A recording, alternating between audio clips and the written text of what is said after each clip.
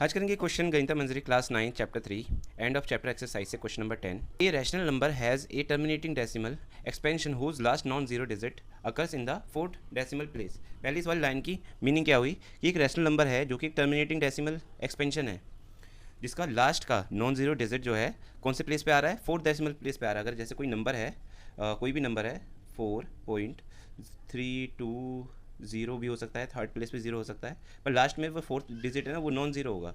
मान लो 3 हो गया, ये नॉन ज़ीरो होना चाहिए, ये बोला है इसमें। अब फोर्थ डिजिट मैंने ये बना लिया। इसके बाद क्या है, show that such a number can be written in the form of p upon में 10 की पावर 4। मतलब ये जो नंबर है इसे मैं p बाय 10 की पावर 4 लिख सकता हूँ, जहाँ पे p जो होगा एक इंटीजर होगा और नॉट डिविजिबल बाय 10, और वो नंबर जो है 10 से डिवाइड नहीं होगा। 10 से डिवाइड तो वैसे ही नहीं होगा क्योंकि ये इसका जो लास्ट का जो डिजिट है वो क्या है, 3 है। अगर यहाँ 0 होता तो 0 से 0 कैंसिल हो जाता। तो अब इसमें बोला है कि p बाय 10 की पावर 4 में लिखा जा सकता है ये नंबर, तो हाँ बिल्कुल लिखा जा सकता है। अगर मैं यहाँ से पॉइंट हटा दूँ तो यहाँ डिनोमिनेटर में क्या आ जाएगा, पॉइंट के बाद कितने डेसिमल है, 1 2 3 4, तो 1 लिखेंगे और 4 जीरोज़ लगा देंगे। क्या हो गया, ये बराबर हो जाएगा 43203 अपॉन में 10 की पावर 4 के बराबर।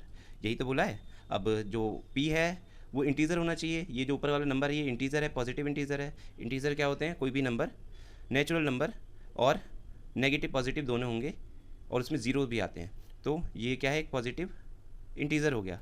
और इसके बाद क्या बोला था, 10 की पावर 4 होनी चाहिए, 10 की पावर 4 है, और यहाँ पे आप देख सकते हैं कि यहाँ 0 नहीं है, तो ये इसमें से कुछ भी कैंसिल नहीं होगा, तो ये डिविजिबल भी नहीं है 10 से।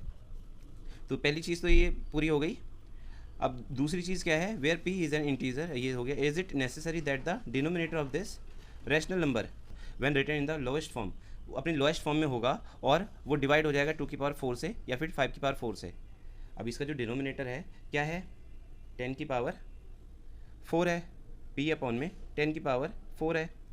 अब 10 की पावर 4 है तो इसका अगर मैं सिर्फ अंदर वाले डिजिट्स का, इसका बेस का प्राइम फैक्टराइजेशन कर दूँ तो ये 2 बार में 5, 5 बार में 1, तो क्या हो जाएगा, ये इसे मैं ऐसे लिख सकता हूँ 2 मल्टीप्लाई बाय 5 ब्रैकेट के ऊपर मल्टीप्लाई और ऊपर p, ऐसे लिख सकता हूँ।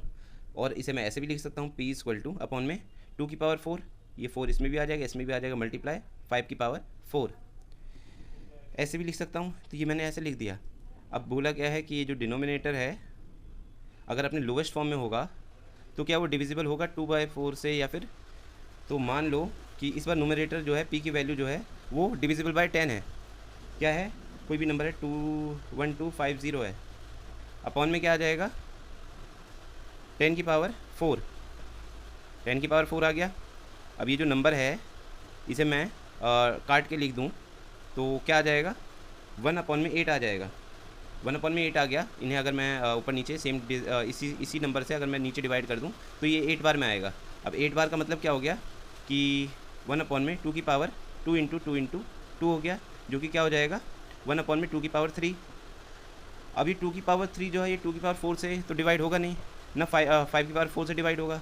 तो दूसरी चीज़ हमने ये बता दी कि ये डिवाइड नहीं होगा। तो इसमें हमने दो चीज़ें बताई, क्या क्या बताई कि इसमें लिख सकते हैं yes it can be written as p by 10 की power 4 with p not divisible by 10। और दूसरी चीज़ हम ये लिख सकते हैं, no the denominator is in lowest form need not be divisible by 2 की पावर 4 और 5 की पावर 4। मतलब ऐसा नहीं है कि होगा ही नहीं, हो सकता है, पर ज़रूरी नहीं है कि 2 की पावर 4 से डिवाइड होगा ही या फिर 5 की पावर 4 से होगा ही, पर हो भी सकता है। तो बस ये इसका दोनों पॉइंट जो है ना, ये दोनों इसका आंसर हो जाएगा। Thank you.